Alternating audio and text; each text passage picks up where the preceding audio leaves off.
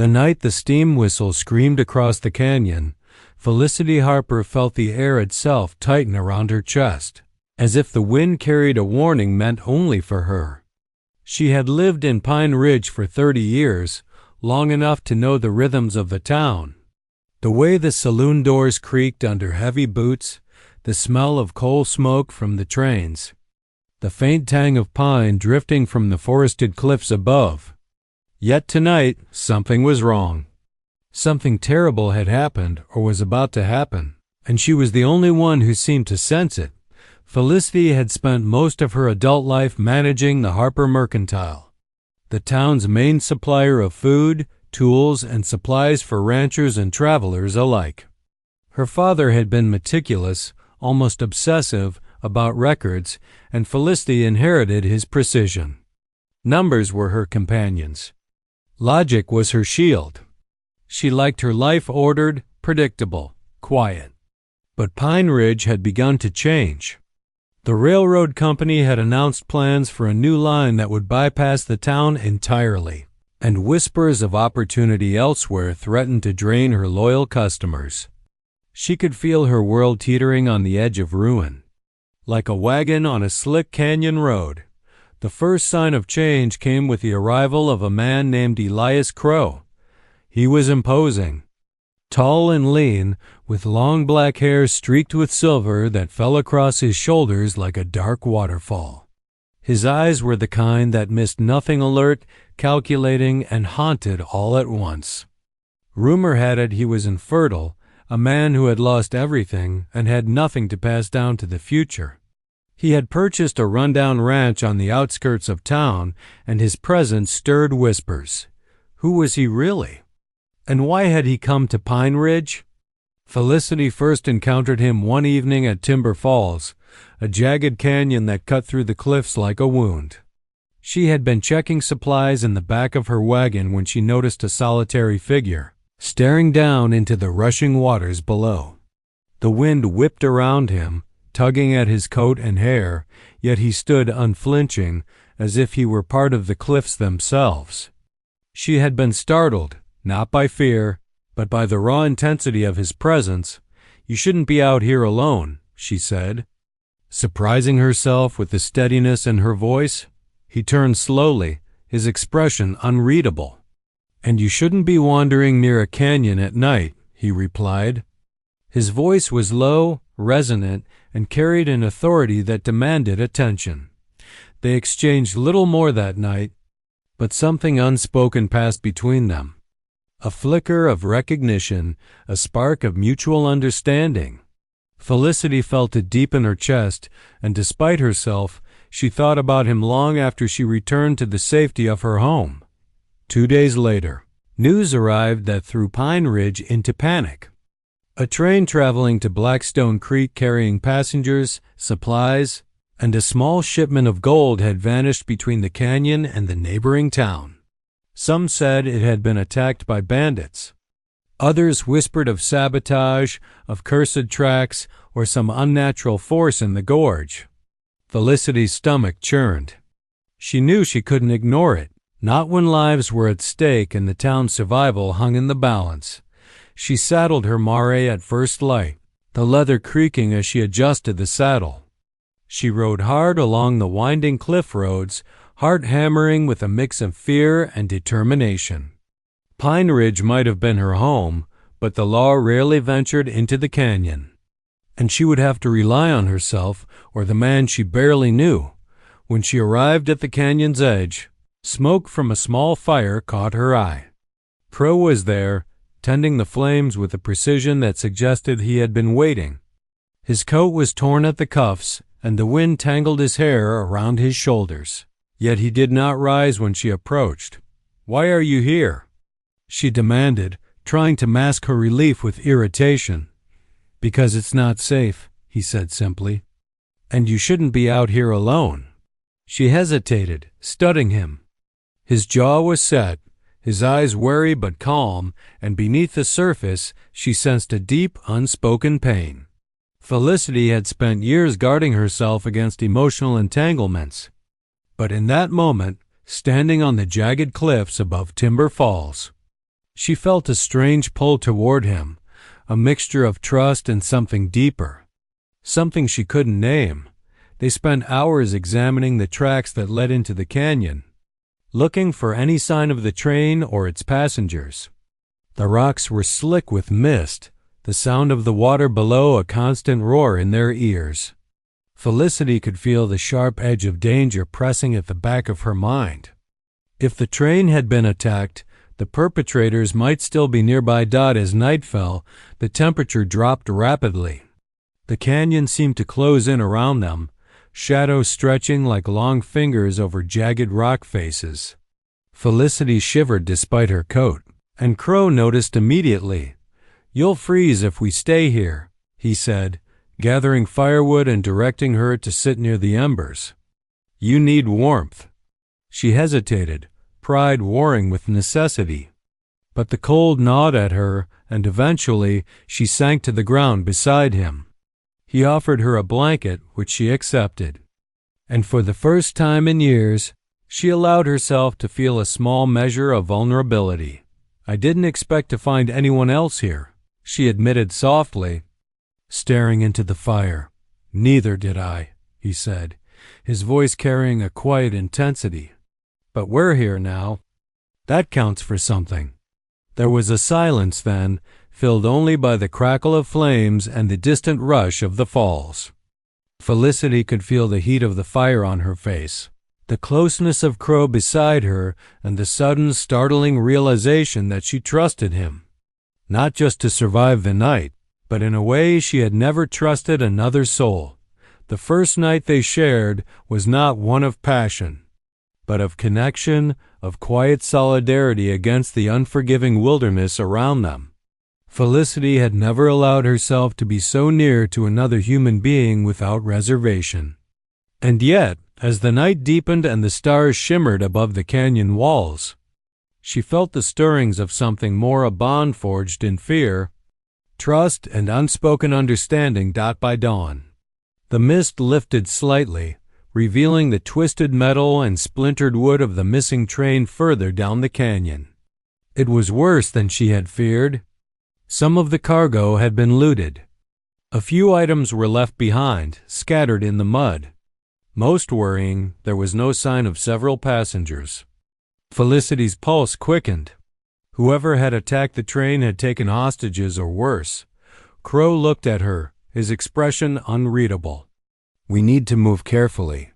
We don't know who we're dealing with or what they're capable of."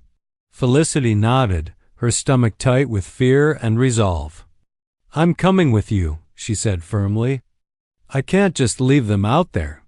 And so they set off together into the canyon, two unlikely allies navigating a dangerous, unpredictable landscape. Felicity rode beside Crowe, feeling the tension in his shoulders, the determination in his stride, and the quiet strength that belied his tragic past. She realized then that her life had changed irrevocably. The quiet, predictable existence she had cherished was gone, replaced by uncertainty, danger, and the magnetic pull of a man who had survived loss and heartbreak, and yet somehow remained unbroken. That night, as they camped on a narrow ledge overlooking the canyon, Felicity stared into the fire and felt something shift deep within her. She did not know what the coming days would bring, whether they would survive, or what sacrifices would be demanded of her. But she knew one thing with clarity. She had placed herself in the hands of a man who had nothing to give but his strength, his courage, and perhaps, in time, his heart. And in the unforgiving wilds of Pine Ridge, that was enough. The morning sun cut through the canyon mist, throwing golden slivers across the jagged rocks, but the light did nothing to ease Felicity's unease. The train wreck below had revealed more than the twisted metal and scattered cargo. It had revealed a chilling absence. Several passengers were missing, among them a wealthy widow named Margaret Keaton and a young boy who had been traveling alone. Felicity's chest tightened at the thought of their fate. She had never been one to panic, but the uncertainty clawed at her, and she could not allow herself to ignore it. Elias Crowe moved silently along the rocks, scanning every nook and crevice as though the canyon itself whispered secrets only he could hear. He seemed almost at home in the dangerous landscape, his long coat brushing against the stones, his dark hair caught by the wind like a banner. Felicity had watched him for hours, and the way he carried himself, calm, precise, and unflinching, made her feel both vulnerable and oddly safe. "Do you think they're still alive?" she asked quietly, trying to keep the tremor out of her voice. "Maybe," Elias replied, his eyes narrowing. "If they are, it won't be for long. Whoever did this isn't leaving witnesses." Felicity swallowed hard. The thought of the widow or the boy being harmed ignited a fire within her that she could not suppress. She had faced many risks in her life, but this was different. This was about survival, about justice, and about the quiet moral compass she had always carried with her. They followed a narrow, winding path down the canyon, the rocks slick with water and moss. Felicity's boots slipped more than once, and she cursed under her breath, earning a faint smirk from Elias. "Careful," he murmured. "One misstep and the falls will claim us." "I can handle myself," she snapped, though her voice lacked conviction. She was terrified, and she knew it. But she refused to show it. As they neared the base of the canyon, the remnants of the train wreck became more apparent. Splintered wood, twisted rails, and scattered crates littered the ground, and the air smelled of smoke, metal, and something acrid, gunpowder perhaps.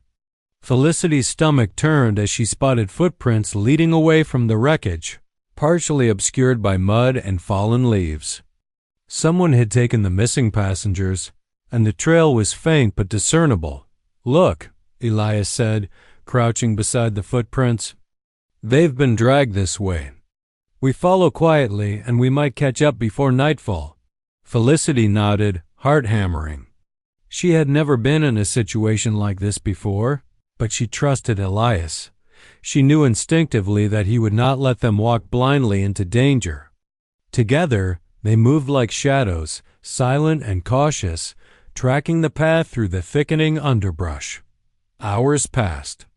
The sun climbed higher, then dipped toward the horizon, and still the canyon stretched before them like an endless maze. Felicity's muscles ached, and her throat was parched, but she pressed on. Elias occasionally paused, scanning the area with sharp, alert eyes, and Felicity began to notice the subtle ways he read the land, the way he could sense movement, interpret the sounds of animals, and understand the hidden signs that most would overlook as twilight approached. They spotted a flicker of firelight through the trees, accompanied by muffled voices. Felicity's heart leapt. She signaled to Elias, and they crept closer, staying low among the rocks and fallen branches. A small encampment revealed itself.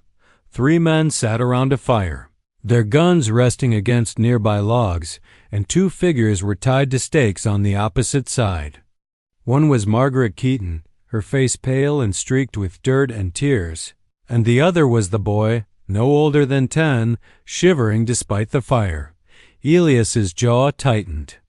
"Sutter's men," he whispered, naming the notorious outlaw rumored to be responsible for the train attack. Felicity's stomach knotted. She had heard the name, whispered in fearful tones by townsfolk.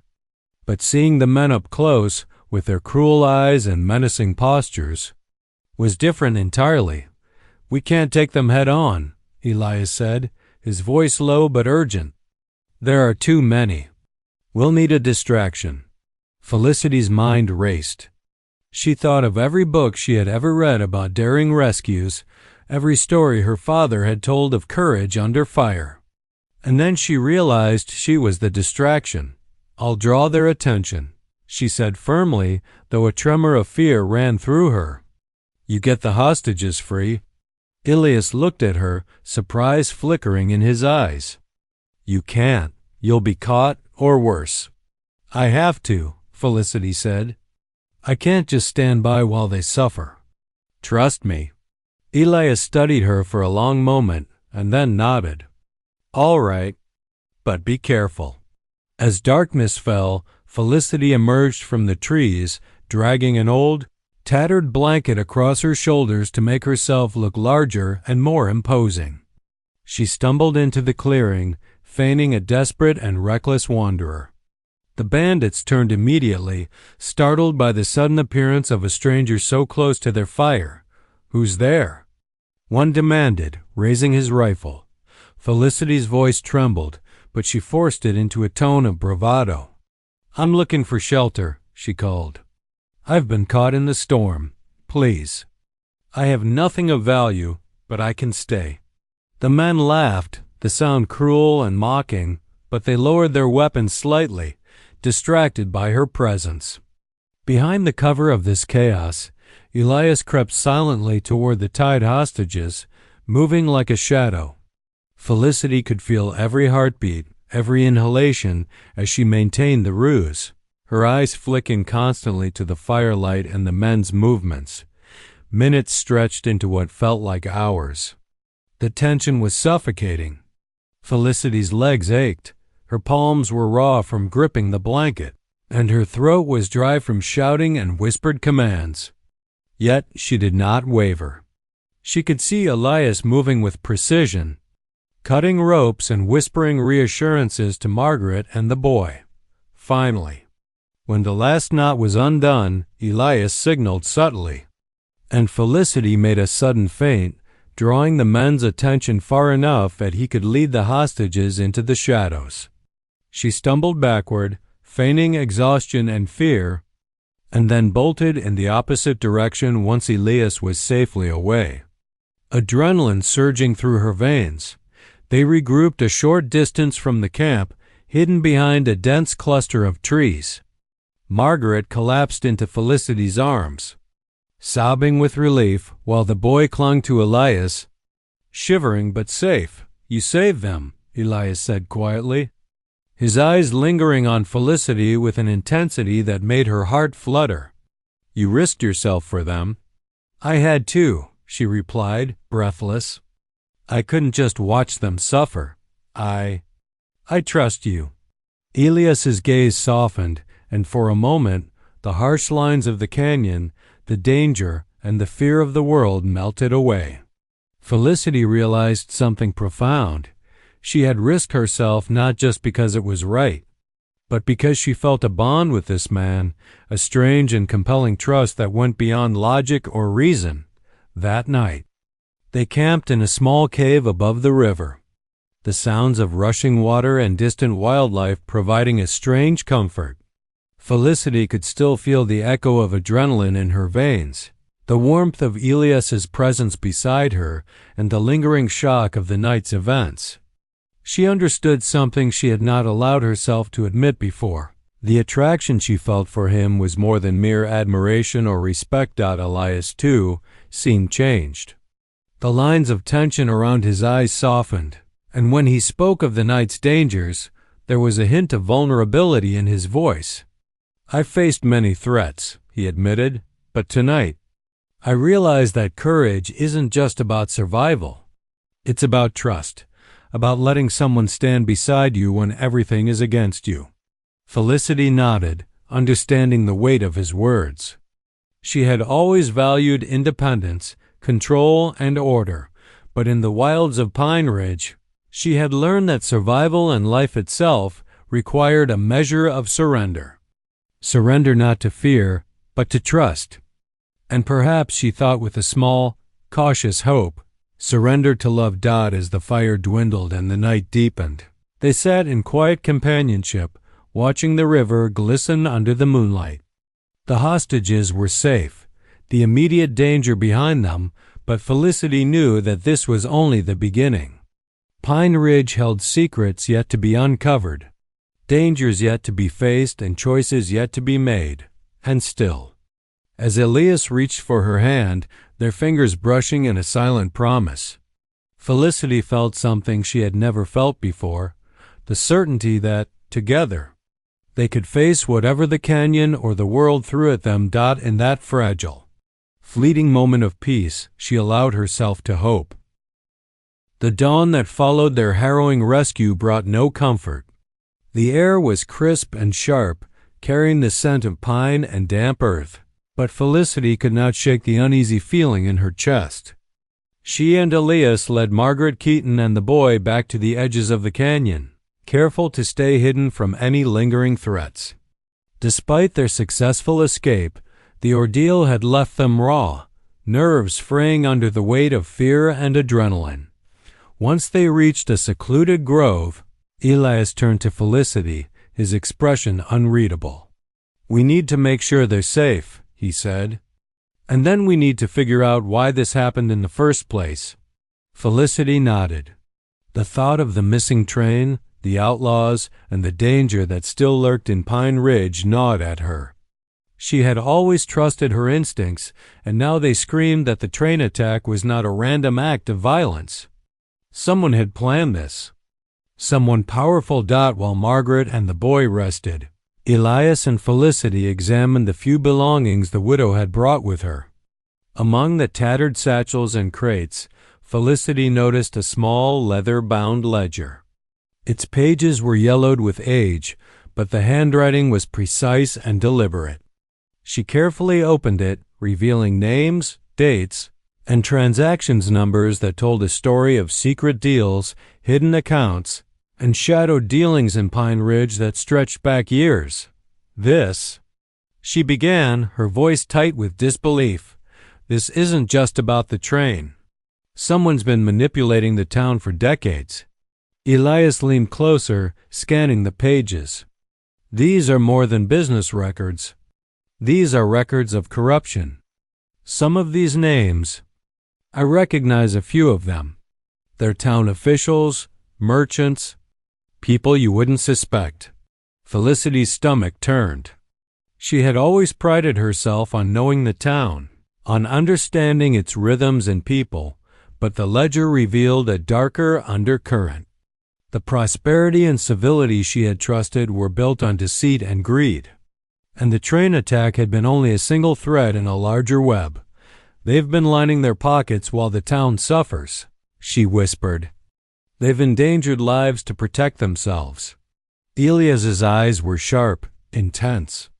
"And now we're a problem for them. They won't stop at the train. They'll come for us if they realize what we know." The gravity of his words settled heavily over Felicity. She had always faced danger with logic and preparation, but this was different. This was personal, and it was sprawling. Every decision mattered. Every movement could have consequences not just for them, but for the town. And yet, amidst the fear, she felt a surge of resolve. She would not back down. She could not. For the next several days they moved carefully, following the faint trails and signs that hinted at the conspirators' next moves. The terrain challenged them. Rocky slopes, sudden storms, and thick underbrush that hid every sound and movement. Felicity's hands were calloused from climbing and gripping the reins of her mar. Her face was streaked with dirt, her hair tangled from wind and rain. Yet she pressed on, driven by necessity, curiosity, and a deepening connection to Elias. Elias had become her anchor, the steady presence beside her that allowed her to navigate the chaos. He shared the skills he had long kept hidden, the subtle art of reading the land, tracking movement, and predicting danger. And in the quiet moments, when the fires burned low and the canyon walls echoed with distant wildlife, they talked. About their pasts, about loss, about the choices that had shaped them. Felicity found herself drawn to his honesty, to the vulnerability he seldom displayed to anyone else. One evening, as the sky bled into shades of orange and purple, they stumbled upon a small mountain cabin, hidden deep among ancient pines and granite boulders. It was isolated, almost forgotten, and the faint light through the windows hinted at life inside. Felicity's heart quickened. The ledger had mentioned meetings at a cabin outside the town, gatherings of those conspiring to control Pine Ridge. Could this be it? They approached cautiously, Elias leading the way with silent precision. Felicity followed close, her hands gripping the hilt of a small hunting knife she kept at her side. Every step was measured, every sound analyzed. The cabin seemed quiet at first, but as they neared, muffled voices reached their ears. Inside, shadows moved across the windows, and the unmistakable scent of smoke and alcohol drifted on the wind.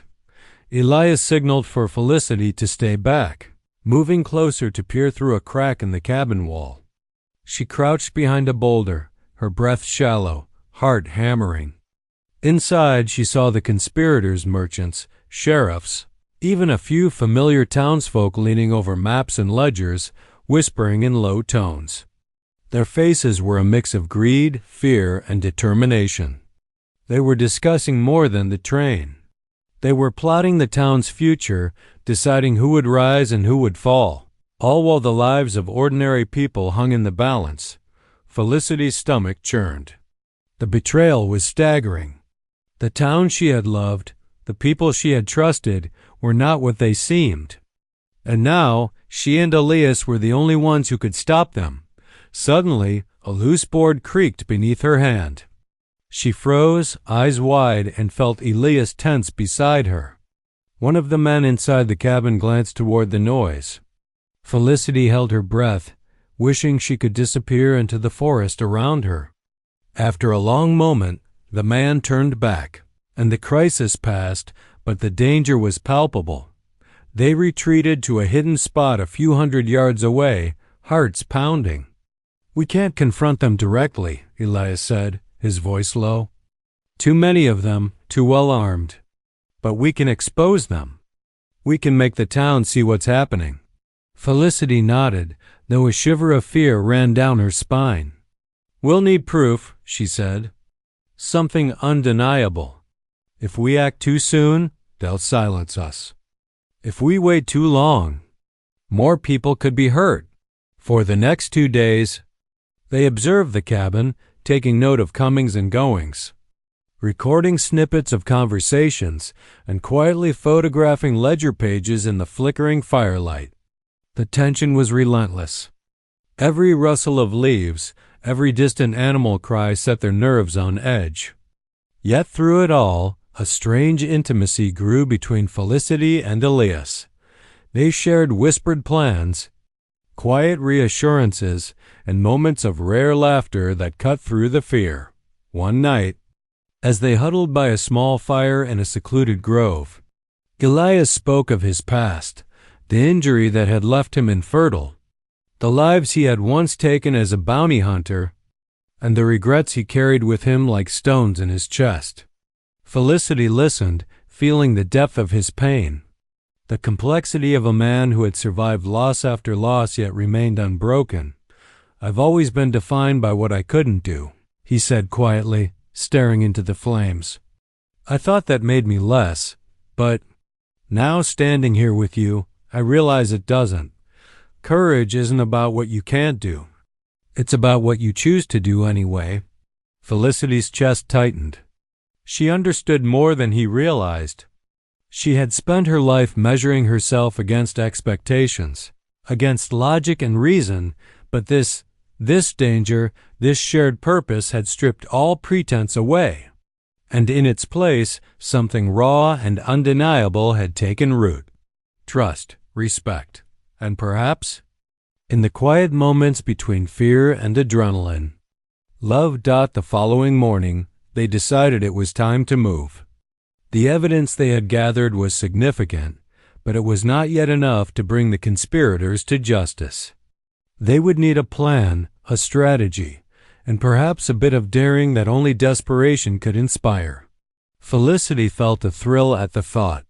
She had faced many dangers in her life, but the stakes had never been so high, nor the need for courage so immediate. Together, they descended the mountains, keeping to hidden trails and using every ounce of skill to avoid detection.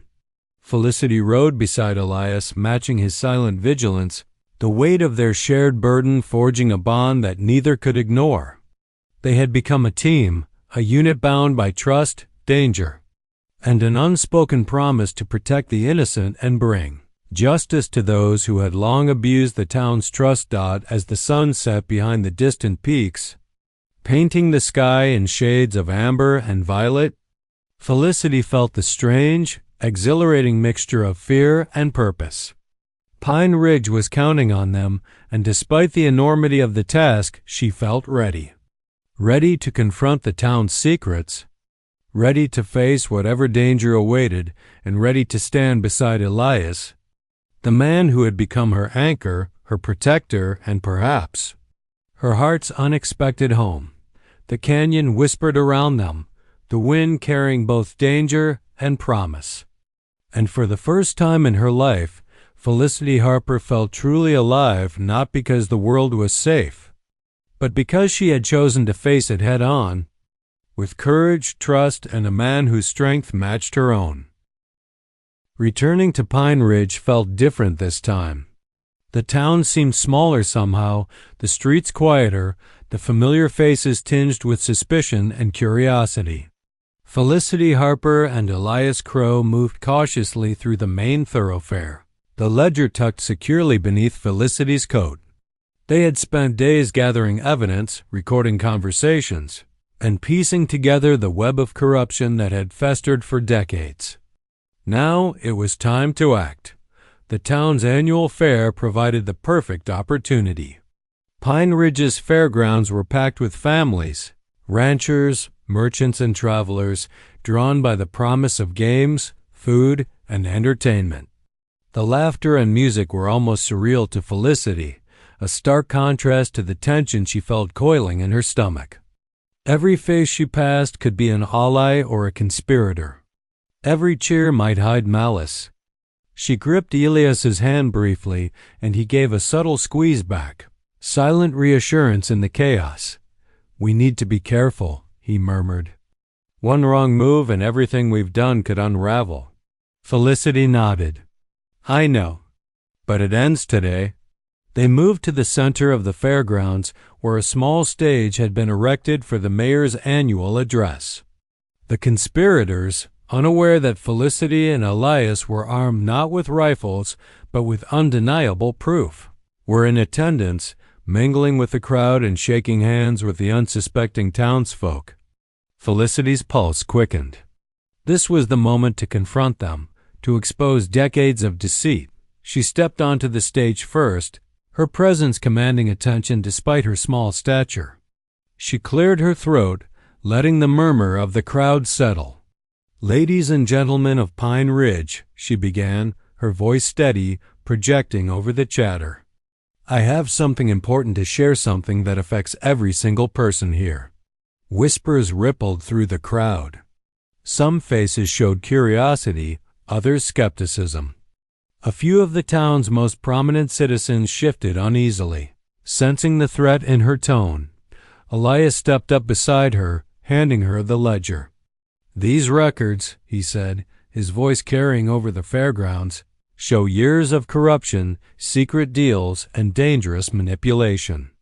The train attack, the missing passengers, and the threats to this town were all part of a plan to enrich a few while endangering the lives of many." Felicity opened the ledger carefully, letting the pages flutter for all to see. "These names are the people who have betrayed this town," she said, scanning the faces in the crowd. "Merchants, officials, and even lawmen who have used fear and deceit to control Pine Ridge. Enough is enough." Gasps and murmurs spread like wildfire. Some townsfolk shook their heads in disbelief. Others muttered, recognizing the names and the truth they had long suspected but lacked evidence to confront. The conspirators stiffened, their smiles fading, eyes darting between each other, calculating, realizing that the balance of power was slipping from their grasp. "You dare stand here and accuse us?" One merchant shouted, stepping forward with venom in his voice. "Do you have proof?" Felicity held up the ledger. "This is proof," she said, her voice unwavering. "Every page, every name, every transaction. We have recorded your meetings, documented your lies, and traced your schemes. You cannot deny it." The crowd erupted, some cheering, some shouting, as the weight of Felicity's words settled over the fairgrounds. The conspirators attempted to argue, but the evidence was irrefutable. The sheriff, who had long been implicated in these schemes, faltered under the pressure of the public eye. Unable to maintain authority, Elias's presence beside Felicity was steadying, a silent anchor. His long black hair glinted in the sunlight, his coat catching the breeze, and his eyes dark, haunted, and resolute locked onto the conspirators with unyielding focus. Felicity felt a rush of gratitude and something more profound, an acknowledgement that their bond had been forged in fire, fear, and shared purpose. The town rallied behind them. Citizens who had suffered under the conspirators' scheme stepped forward, sharing their stories, their losses, and their outrage. The momentum was unstoppable.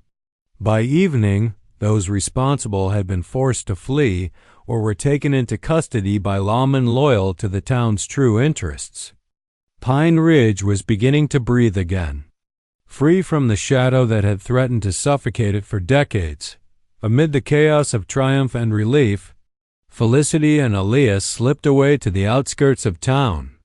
Seeking a quiet spot among the cliffs that framed Pine Ridge, the sun was setting, painting the sky in shades of crimson and gold, and for the first time in weeks, Felicity felt the tension ease from her shoulders. The weight of danger had lifted, replaced by a tentative sense of hope and accomplishment. Elias looked at her, eyes softening. "You were incredible," he said, voice low, almost reverent. "You faced danger head-on, took risks most people wouldn't even consider, and never faltered." Felicity smiled faintly, feeling a warmth she hadn't expected. "I didn't do it alone," she replied. "You were there, every step of the way. I couldn't have done it without you." There was a pause, the kind that held unspoken truths. Felicity could feel it, the electricity of trust, the tension of emotions kept in check for so long, the acknowledgement of what had grown between them during these trials. The canyon below whispered, the wind stirring the trees, carrying a sense of calm and finality. They sat together in silence, watching the sky darken, the first stars appearing like pinpricks of hope. The danger was gone, the conspirators defeated, but the bond between them had endured and strengthened. Felicity reached for Elias's hand, intertwining her fingers with his, and for the first time, she allowed herself to imagine a future beyond fear, beyond survival. "You know," Elias said quietly, almost hesitantly, "we may never have a family of our own, but what we've done here, the lives we've protected, the town we've saved, that's a legacy. Maybe not the one we imagined, but one that matters." Felicity squeezed his hand, a small, firm gesture that carried volumes. "I think that counts," she said softly, "more than anything else." The weeks that followed were a time of rebuilding. Elias restored his ranch, turning it into a thriving stable where horses were trained and cared for, drawing admiration from the townsfolk who had once whispered about the outsider. Felicity expanded her mercantile, offering work to those affected by the conspirators' schemes, ensuring that Pine Ridge not only survived but flourished. Together, they became pillars of the community, guides, and protectors in ways that were both practical and profound. Orphans and children, whose parents had been caught in the corruption, found refuge in their care. Felicity and Elias taught them skills, shared stories of courage and resilience, and offered the warmth of a chosen family. Pine Ridge began to heal, the shadows of greed and fear replaced with hope, community, and the knowledge that justice, though delayed, had arrived.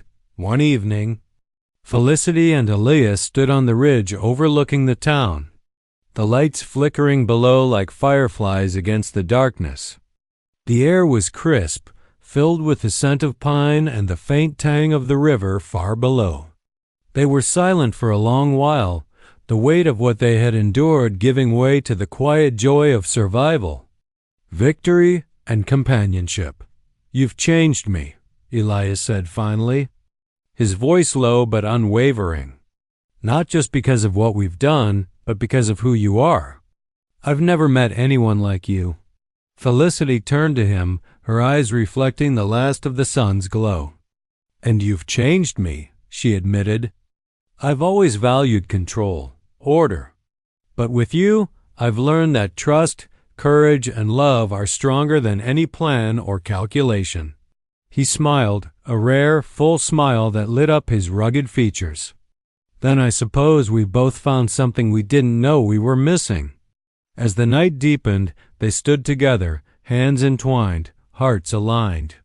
Pine Ridge lay below them, a town renewed, safe, and thriving. And Felicity understood fully that her choice to trust Elias, her choice to give herself, even in a small, intimate way during the trials they faced, had created a bond that would endure. A love born not of ease or convenience, but of courage, risk, and shared purpose. In the quiet of the canyon, the wind whispered through the trees, the stars reflected in the river below, and Felicity Harper felt a profound sense of peace. Their story had begun with danger, uncertainty, and risk, yet it had ended in trust, love, and the knowledge that together they could face any storm, any challenge, any future the world might bring. And for the first time in her life, she knew that some choices, the ones made with courage, honesty, and heart, could change everything.